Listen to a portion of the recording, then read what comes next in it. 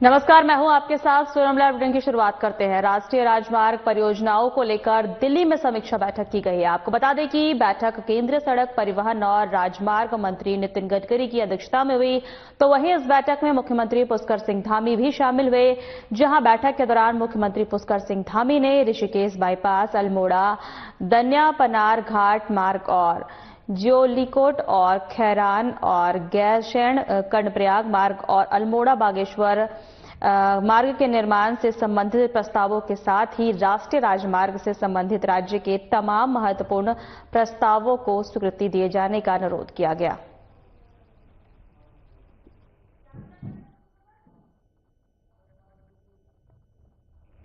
वहीं दूसरी खबर की ओर बढ़ते हैं। चारधाम यात्रा में कैसे तीर्थयात्रियों को बेहतर सुविधा दी जा सकती है, इसको लेकर राज्य सरकार के स्तर से लगातार मंथन जारी है, जिस पर कैबिनेट मंत्री और रुद्रप्रयाग जनपद के प्रभारी मंत्री सौरभ बहुगुणा का कहना है कि धामों में केयरिंग कैपेसिटी का आंकलन होना बेहद ही जरूरी है।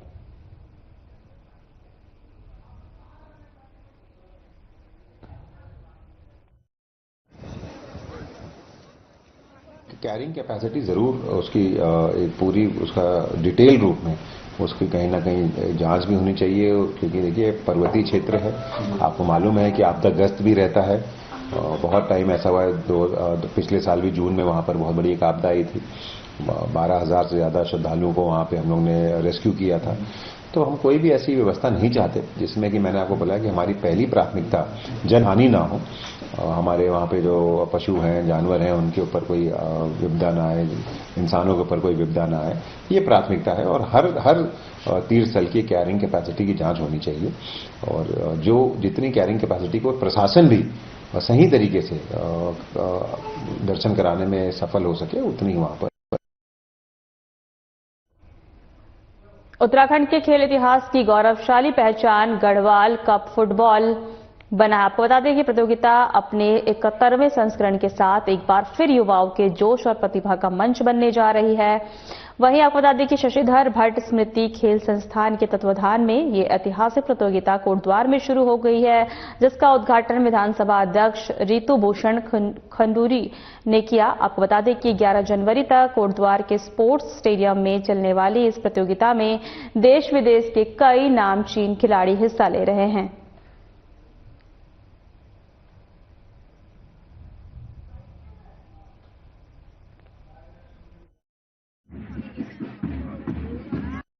चैनल को बहुत बहुत धन्यवाद।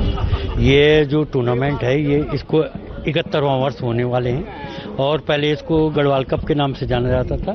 उसके बाद उनके स्वर्गवासी होने के बाद, शशिधर भट्ट के स्वर्गवासी होने के बाद हमने ये उनको समर्पित कर दिया, क्योंकि ये ग्राउंड भी और ये टूर्नामेंट भी सब उनको समर्पित है। इसलिए है कि जब वो नगर पालिका अध्यक्ष थे, हमारे पास खेलने के लिए कोई भी ग्राउंड नहीं था, तो उन्होंने जो है हमको ये ग्राउंड उपलब्ध करवाया, और ये शासन ने इसको बनाया है। टूर्नामेंट का यहाँ उद्घाटन हुआ है, और मुझे इस कार्यक्रम में आके आने बहुत ज़्यादा खुशी हुई है, हर्षित हुई हूँ। जैसे बताया गया है, 12 टीम है, देश विदेश से टीम यहाँ पे आती हैं। एक ये अच्छा टूर्नामेंट है जहाँ हम बच्चों को एक प्लेटफॉर्म देते हैं अच्छा अपना खेल दिखाने का। साथ ही साथ कोटद्वार के लिए भी ये बहुत गौरव की बात है कि इतना बड़ा टूर्नामेंट कोटद्वार में हो रहा है। प्रदेश में इन दिनों 2022 का चर्चित अंकिता भंडारी हत्याकांड सुर्खियों में है, जिसको लेकर आपको बता दें विपक्ष लगातार सरकार पर सवाल खड़े कर रहा है और जगह जगह आक्रोश भी देखने को मिल रहा है।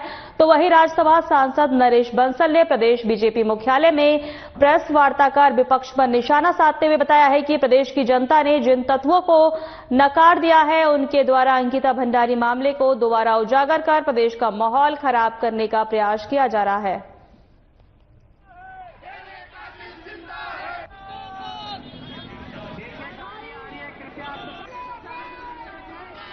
आप सबको मालूम है कि काफी समय से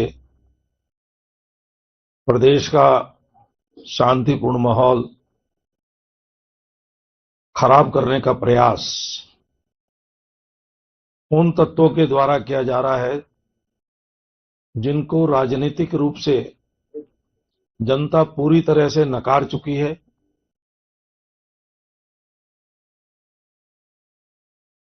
वो हमारी बेटी अंकिता का नाम लेकर के अपनी स्वार्थ सिद्धि करना चाहते हैं। मैं समझता हूं कि आज बेटी अंकिता की आत्मा भी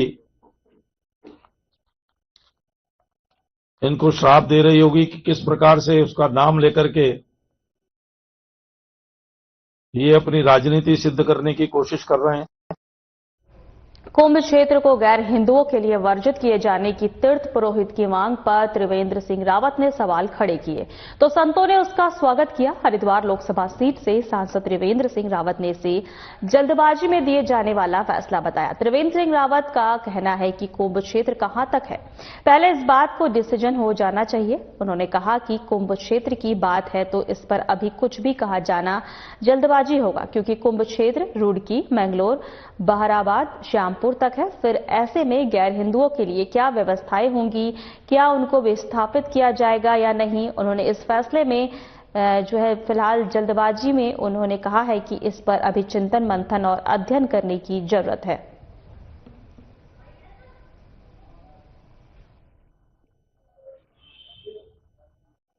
क्षेत्र कहां तक है पहले तो निर्धारित करना पड़ेगा, लेकिन हमारा जो पंचपुरी है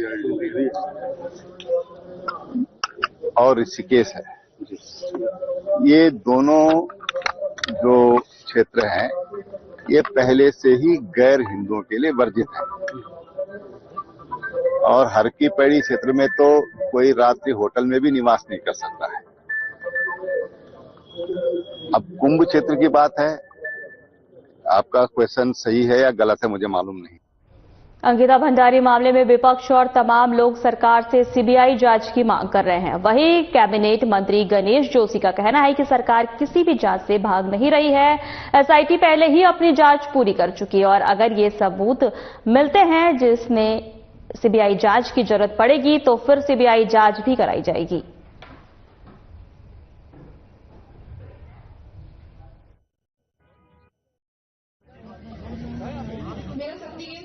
सुबोध जी ने सरकार के सत्ता पक्ष रखा और सुबोध जी ने कहा कि अगर आपके पास कुछ, क्योंकि एसआईटी का ये मानना है कि उसमें कोई, जो एसआईटी ने जांच की और जिसके बाद उन लोगों को सजा हुई, तो उन्होंने कहा कि अगर आपके पास ऐसा कोई है तो अब वो दीजिएगा, आवश्यकता होगी तो सीबीआई कराएंगे। सरकार कहां भागे, सरकार तो अपनी जिम्मेदारी ईमानदारी से निभा रही है। विपक्ष इससे पॉलिटिकल मजा लेना चाहता है। मेरा ये कहना है वो हमारी बेटी थी, जो भी हुआ बहुत दुर्भाग्यपूर्ण था, बहुत ही निंदनीय था। ऋषिकेश एम्स के निकट गली नंबर 29 शिवाजी नगर में एक बिघा वन भूमि पर फिर से कब्जा हो गया है, जहां कब्जा करके भूमि पर टीन सेट बनाया गया और पास में ही जेसीबी भी चलाई जा रही है। आपको बता दें कि यहां दिन दहाड़े वन विभाग की नाक के नीचे हो रहे इस कब्जे को लेकर क्षेत्र में कई तरह की चर्चा का बाजार गर्म है। बताते चले कि यह हाल तब है जब वन विभाग के सुप्रीम कोर्ट के आदेश पर खाली पड़ी भूमियों को चिन्हित कर सर्वे की रिपोर्ट कोर्ट में सौंप चुका है। तो वहीं इस मामले में रेंजर जीएस धामदा ने बताया कि कब्जे की सूचना मिली थी। इसी भूमि को कुछ दिन पहले सुप्रीम कोर्ट के आदेश पर चिन्हित कर नपाई की जा चुकी है और जिसने भी भूमि पर कब्जा करने की कोशिश की होगी उसके खिलाफ सख्त कार्रवाई की जाएगी।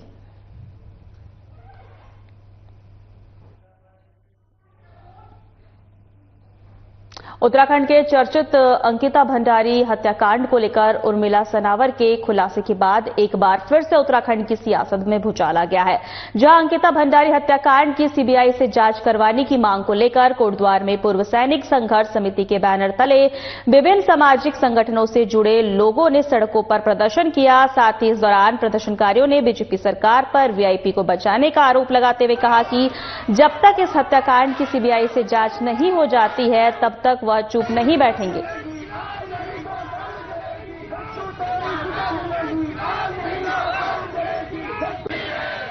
है कि 3 साल से हम लोग सड़कों पे हैं और उत्तराखंड की बेटी और हम सब की बेटी अंकिता भंडारी के लिए हम न्याय की गुहार कर रहे हैं। लेकिन सरकार के कान में बिल्कुल भी जू नहीं रेंग रही है, वो कुंभकर्ण या नींद में सो रखी है और अपनी चुप्पी तोड़ने को तैयार नहीं है। हमारे जो उत्तराखंड की बेटियां हैं, चाहे आप ये बताइए, केस तो कागज की तरह साफ था एकदम। इसमें सब कुछ सबको पता था किस वीआईपी की वजह से ये दुष्कर्म हुआ था, किस वीआईपी को विशेष सर्विस देने के लिए ये काम किया गया था, सबको पता है। लेकिन फिर भी इन्होंने शुरू से ही केस को दबाने की कोशिश करी है। 2022 से ये केस चल रहा है, आप ये लगा लो।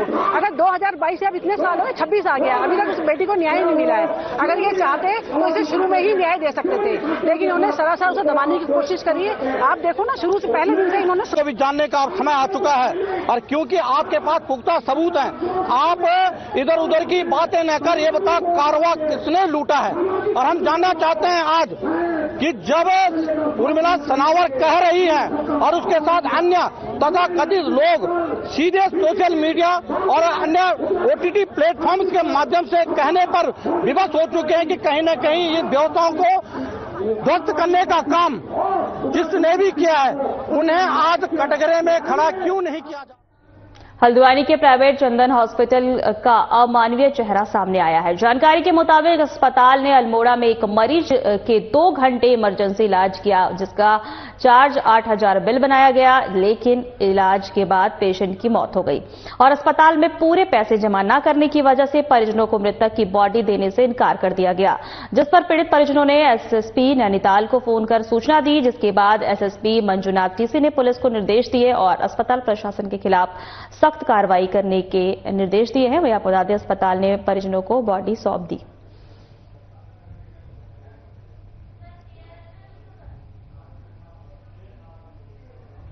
एक बहुत ही मतलब विद्रावक और निर्ममता और अमानवीय कृत्य जो है मेरे सामने आया।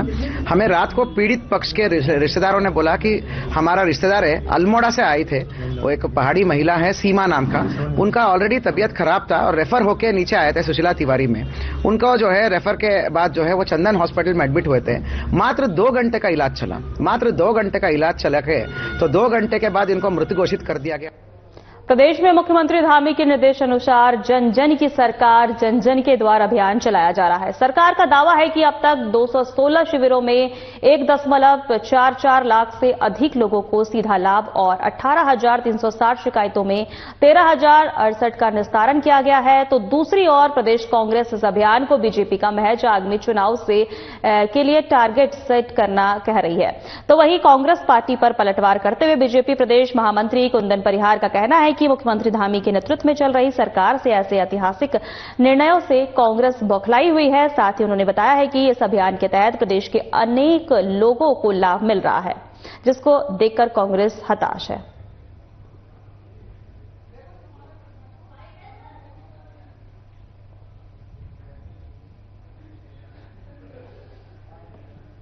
पार्टी की आदरणीय पुष्कर सिंह धामी जी के नेतृत्व में जो सरकार चल रही है, इस सरकार ने ऐसे ऐतिहासिक फैसले इस उत्तराखंड में किए हैं जिसकी वजह से कांग्रेस बौखला गई है। और अब इसी क्रम में हम देखते हैं कि जो 17 दिसंबर से लेकर के आगामी 45 दिनों तक जो जन जन की सरकार है, जन जन के द्वार कार्यक्रम है, इस कार्यक्रम के माध्यम से सरकार जो अंतिम छोर पर अंतिम बैठा हुआ व्यक्ति है, जो अपने समस्याओं के निदान के लिए मुख्यालय में नहीं जा सकता है, सरकार उसके द्वार तक पहुंच रही है। और इसके कारण से जो अभी तक हमारे शिविर लगे हैं न्याय पंचायतों में, जो 23 विभाग उसमें जाने हैं, तो उसके कारण से अनेकों लोगों को इसका लाभ मिला है।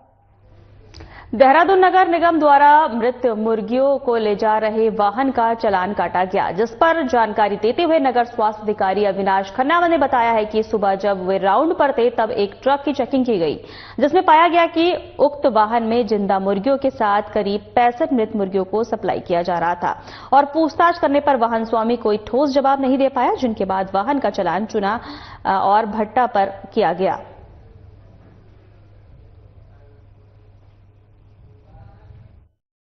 साफ तौर पे देख सकते हैं। देखिए, आज सुबह जब शहर के राउंड में थे तो एक रेड लाइट पर जो है एक वाहन पाया गया, जिसमें जो है ये मुर्गियों का जो है ट्रांसपोर्टेशन हो रहा था। नजदीक से देखने पर पता चला कि उसमें कुछ मरी हुई मुर्गियां भी हैं। जब उसको इशारा किया गया रुकने का आगे जाके, तो वो वाहन जो है परेड ग्राउंड की तरफ।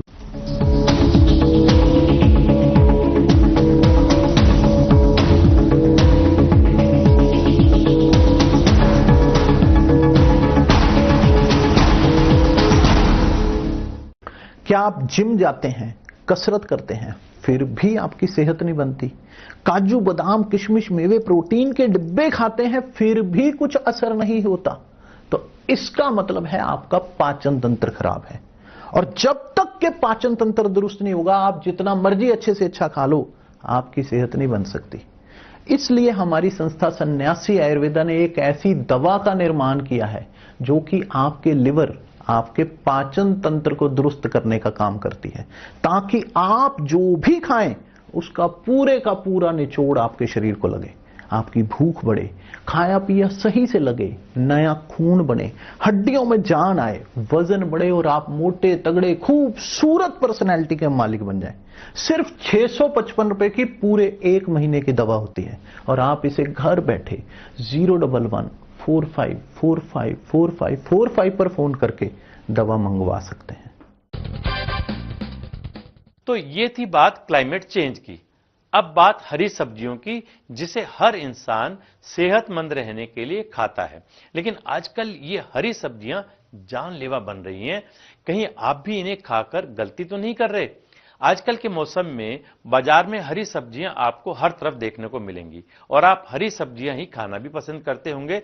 लेकिन क्या आपने सोचा है कि ये हरी सब्जियां आपके लिए न केवल खतरनाक ही साबित हो सकती हैं, बल्कि जिंदगी भी छीन सकती हैं? राजस्थान के एक गांव में 14 साल के बच्चे की मौत ने सबको हैरान कर दिया।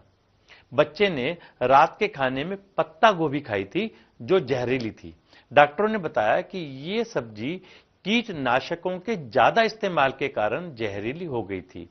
बच्चा खाना खाने के बाद कुछ ही घंटे में बेहोश हो गया और अस्पताल पहुंचते ही उसकी मौत हो गई।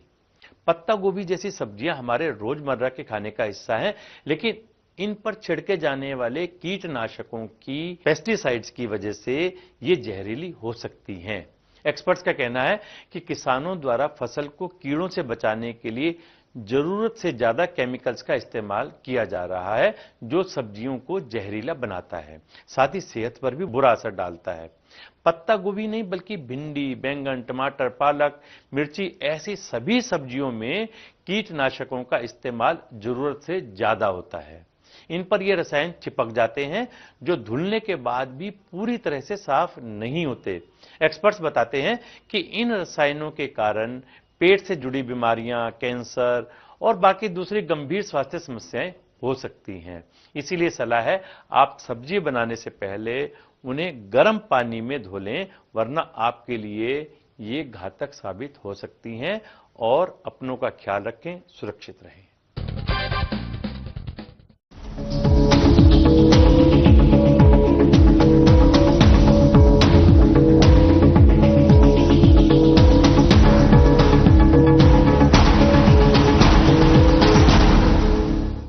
देहरादून में निजी और व्यावसायिक वाहनों की संख्या तेजी से बढ़ रही है, जिस कारण शहर की यातायात व्यवस्था को नियंत्रित रखना चुनौती बन रहा है। वर्ष 2025 में कुल 91,742 एक वाहन सड़क पर उतरे हैं। वहीं आपको बता दें, जो पिछले एक दशक का सबसे बड़ा आंकड़ा है।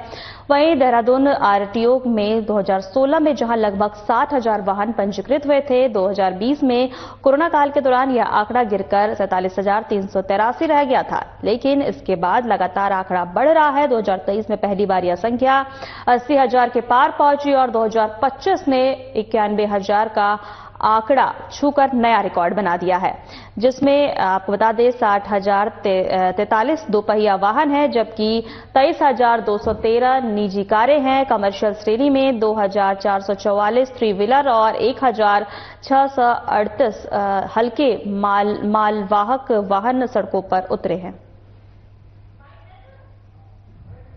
तो सर मैं सर्च करता रहता हूँ। 2025 के वर्ष की अगर हम रजिस्ट्रेशन की बात करते हैं तो हमारे पास लगभग 91,780 गाड़ियां जो है हमारी रजिस्टर्ड हुई हैं। इसमें 2 व्हीलर और 4 व्हीलर सब मिला के हैं।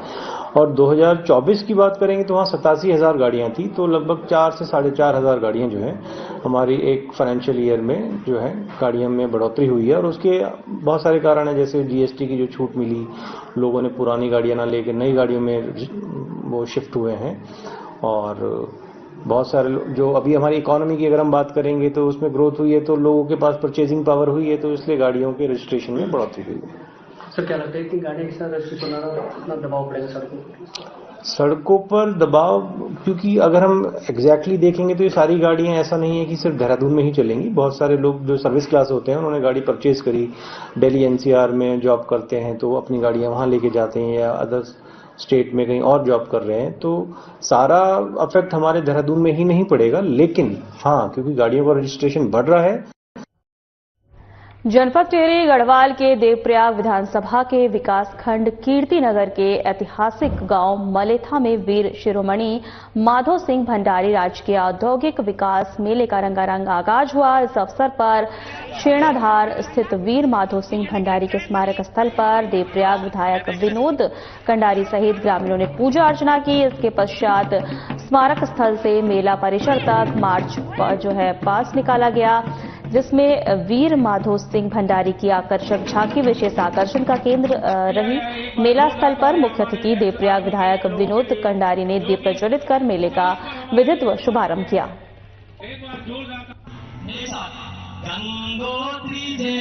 और ज्यादा मैं नहीं कहूंगा क्योंकि आज मेला का आगाज है और मैंने इसको विगत कई सालों से इसको राजकीय मेला, औद्योगिक कृषि विकास मेला इसको बनाया है। और पिछली बार मैं मुख्यमंत्री जी को यहाँ पर लेके भी आया था, और मुख्यमंत्री जी जिस स्तर पर हम खड़े हैं इस स्तर के लिए मुख्यमंत्री जी ने 80 लाख रुपए दे दिए। इसका सौंदर्यीकरण हम करेंगे, नई घोषणा मैंने यहाँ पर कराई है। और निश्चित तौर पर एक गाँव के लोगों को लेकर एक माधो सिंह भंडारी जी की जो वीर गाथा को उसको याद करने का हमें समय मिलता है। और निश्चित तौर पर माधो सिंह भंडारी जो है हमारी नई पीढ़ी के लोगों के लिए उन्हें रोल मॉडल का काम करेंगे, जिस तरीके से उन्होंने जो है अपनी वीरता का जो परिचय दिया। और निश्चित तौर से आज आपने देखे आज पूरे गांव के लोग जो है वीर माधो सिंह भंडारी जी के जो यहाँ पर स्थल है उनको जब पूजा अर्चना करके आए। और मेरा नाम रश्मि रावत, मैं ग्राम प्रधान मलेथा। जैसे कि हमारा इस मेले का उद्घाटन है तो इसमें माननीय विधायक जी भी आएंगे, समस्त ग्राम सभा के लोग, समस्त क्षेत्रवासी आएंगे। और ये हमारा उसके माधो सिंह भंडारी के लिए एक स्मृति है कि हम आपको अभी भूले नहीं हैं, और हमको गत वर्षों की तरह इस वर्ष भी हम उसको उसी हर्ष उल्लास से मनाएंगे। इसकी मैं कामना करती हूँ कि सभी हम अच्छे से इस चीज को मनाएंगे। कि माधो सिंह भंडारी की जैसे तो कोई भी नहीं हो सकता है, क्योंकि अपने बेटे की बलि देना, और वो भी इतने बड़े बेटे की बलि देना जिसको उन्होंने छोटे से बड़े होते हुए देखा होगा। फिलहाल हमारे खास बुलेटिन में इतना ही। नमस्कार।